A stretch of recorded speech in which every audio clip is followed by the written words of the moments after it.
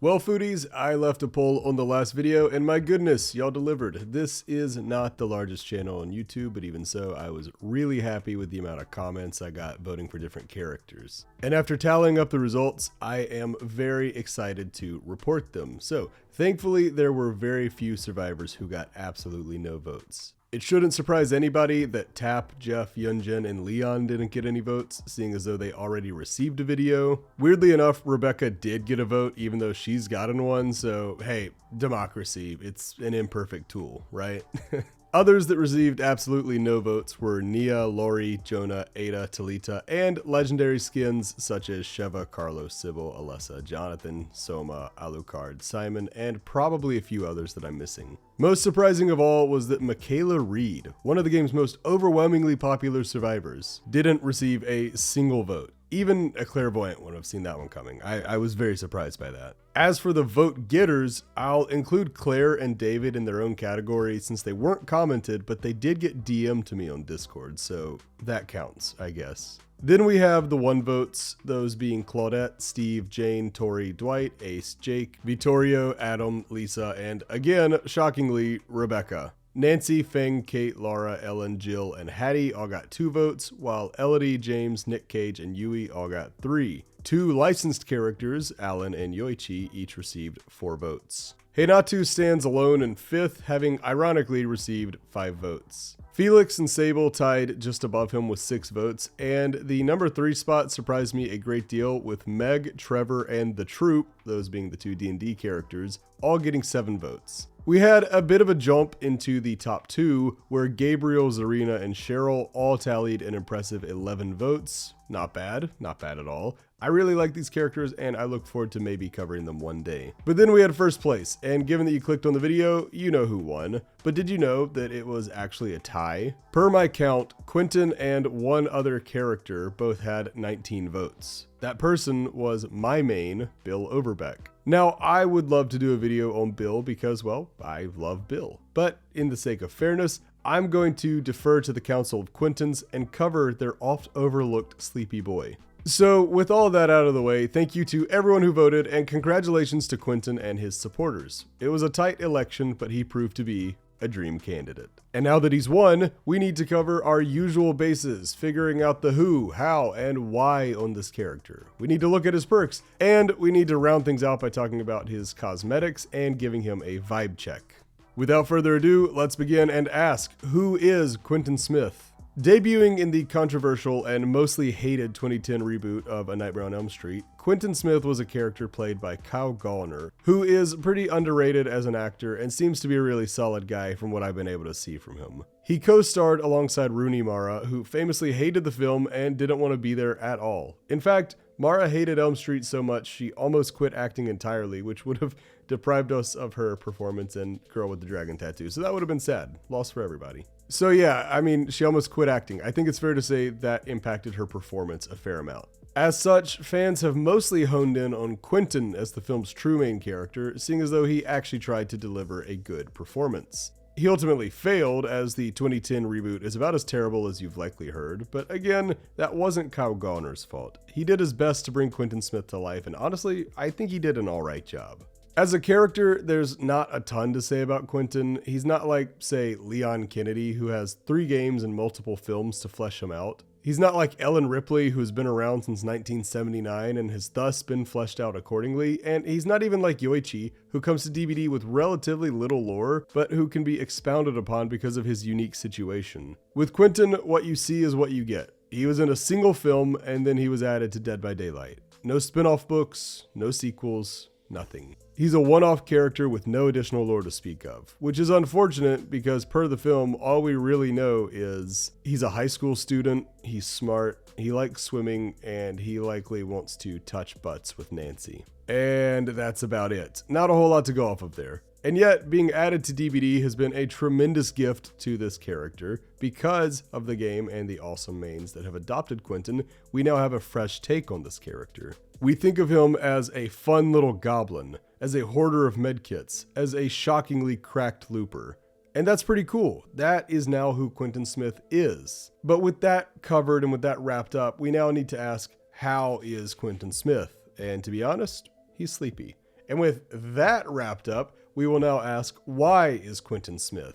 By all means, Quentin was a surprising addition to DBD. As already explained, he didn't join the game with a large fan base or an extensive history. Even more notable is that Elm Street already has a fairly famous survivor, that being Nancy Thompson, played by both Heather Langenkamp and Rooney Mara at different points in time. If I were a betting man back in the day, I would have predicted Nancy to be the survivor, and I wouldn't have given it a second thought. It just seemed too easy, too much of a layup, but that's not the way behavior went with this one. The license holders wanted the devs to focus on the 2010 remake, so they went with Quentin, who was an entirely original character to that film. And how did it go? Did it pay off?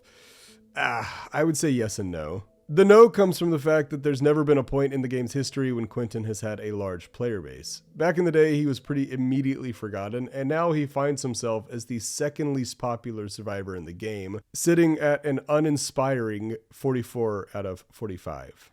That being said, the character of Quentin Smith has been given a much longer shelf life because of his inclusion in this game. Whenever we inevitably get another Elm Street movie, Quentin's inclusion in DBD means that he'll be a good candidate to be one of the main protagonists, actually. They probably won't do that due to 2010 being such a famous, or I guess infamous, flop, but the fact that it's even plausible in the first place is a testament to how beloved he's become in DBD. This is ultimately one of the weirder character selections in DBD's long history, but ultimately it kinda sorta hit the mark. Maybe it wasn't a perfect bullseye, but if the goal was to create a fanbase for an otherwise forgettable character, then hey, mission accomplished. Moving along, I now want to go over Quentins Perks, which I am a big fan of. None of them were all that game-changing and still aren't as things currently stand, but I find all three to be somewhere between being a fun guilty pleasure and actually being kinda decent. Also, the developers just announced coming changes to Vigil and Wake Up, but those are about to hit the PTB, and you never know what's going to stick and what's not from there, so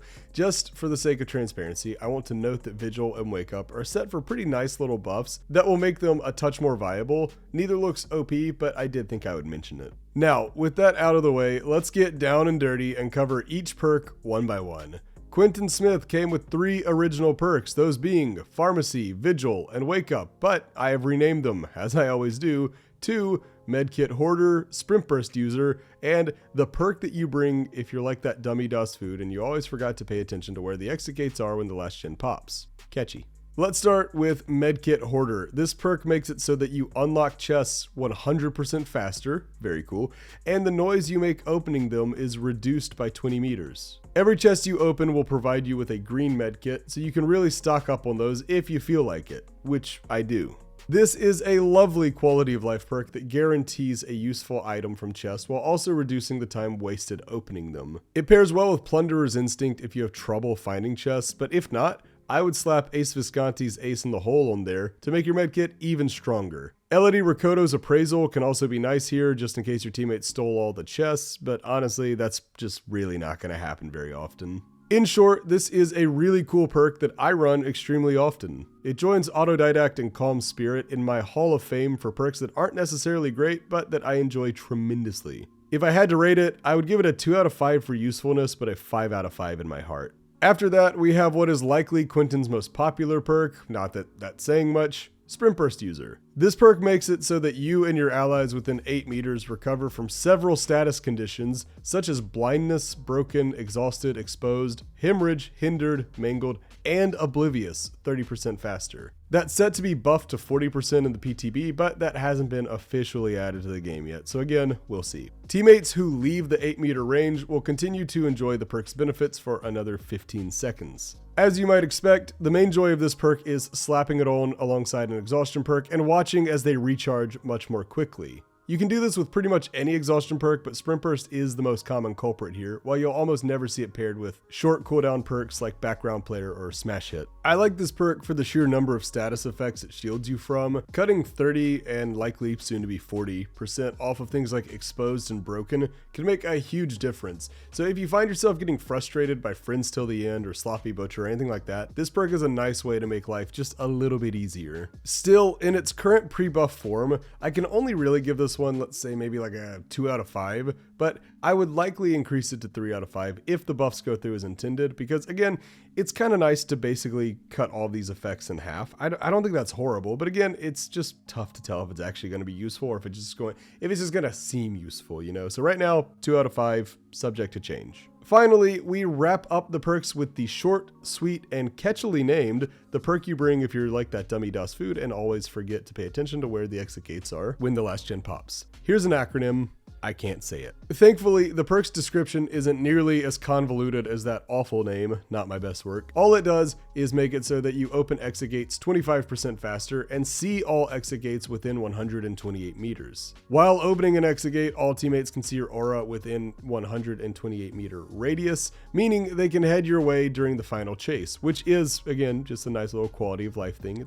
It's neat, it's convenient. This perk is also set for a buff, increasing the gate opening speeds from 25% to 50%, which sounds like a pretty huge buff, but it probably won't make too much of a difference. As with all unproven changes, we're gonna have to wait and see, but yeah, it'll definitely feel better to use. For me personally, I feel like this one pairs well with in-game builds, so feel free to bring perks like No One Left Behind or Hope. You can also bring something like Babysitter or Borrowed Time to make sure your teammates get out, but that's only if you're really feeling like a hero. This perk feels really nice to use, and I'm a big fan of watching the bar fill up so quickly. It also helps tremendously during times where a killer is patrolling the exit gates, which happens fairly often in my experience, because they don't think to account for this. It's just one of those perks that they're going to see so rarely that they're not going to expect you to be opening a gate 25 or even 50% faster. Even so, value this niche isn't likely to be much of a difference maker more often than not, so I'm afraid I'm going to have to give yet another of Quentin's perks a 2 out of 5, but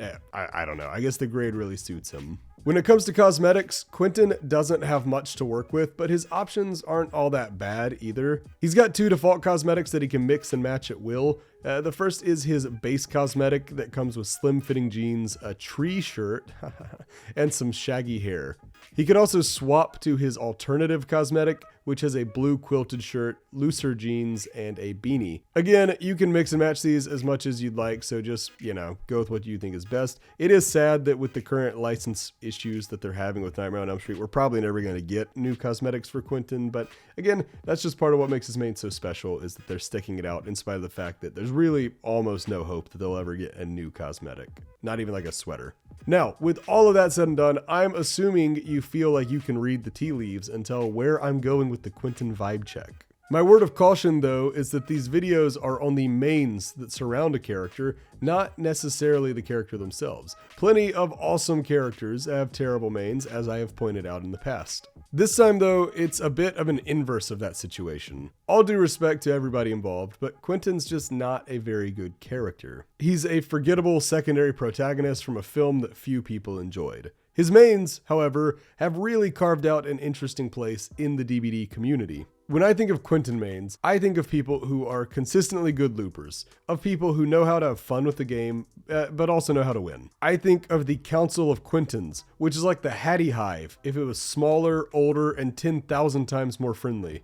I'm just saying, I've never seen the Council of Quentin bullying Twitter artists, so make of that what you will. In short, Quentin Mains absolutely passed the vibe check, and it was really never in doubt. They may be strange little goblins who worship their strange little goblin king, but that only adds to the appeal. In a game where you can choose a main that's attractive, that's tough, that's lore rich, they chose one that's just Quentin. And that's pretty cool. But that's going to do it for me. Thank you so much for watching this video. Please do like and subscribe if you liked it. I'm so sorry it took me so long to get this video out there. With all the holiday madness that came up, and then I got sick. I'm still kind of sick. You can probably hear it in my voice a little bit. So I know this one took forever. I'm going to try to be a little quicker on getting the next one out. But anyway, thank you so much for watching. I hope you're having a lovely day wherever you are. And until the next video, I've been Das Food. Bye, friends.